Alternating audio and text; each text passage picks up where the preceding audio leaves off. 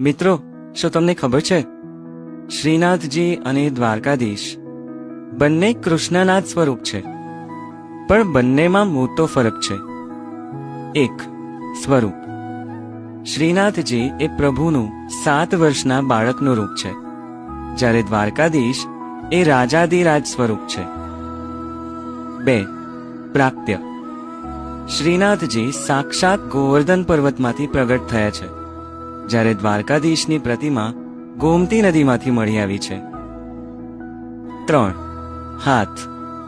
શ્રીનાથજીને 2 હાથ છે, જેમાં ડાબો હાથ ઉપર ગોવર્ધન ધારણ કરેલો છે, જ્યારે દ્વારકાધીશ ચતુર્ભુજ વિષ્ણુ સ્વરૂપ છે, જેના હાથમાં શંખ, ચક્ર, ગદા અને પદ્મ છે.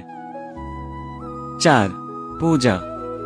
શ્રીનાથજીને પ્રેમ અને વાત્સલ્યથી લાડ લડાવાય છે, જ્યારે દ્વારકાધીશ પ્રેમના તો ભૂખ્યા છે જ, પણ સાથે કર્મ અને ધર્મનો પાઠ પણ આવે છે. ખાસ વાત, શ્રીનાથજીની નજર નીચે છે, જે કહે છે મારા ચરણોમાં આવો, અને દ્વારકાધીશની આંખો અડધી ખુલ્લી છે, જે કહે છે તારું ધ્યાન રાખવા હું જાગું છું. છે તો બંને મારો વાલો શામળિયો જ. જય શ્રીનાથજી, જય દ્વારકાધીશ.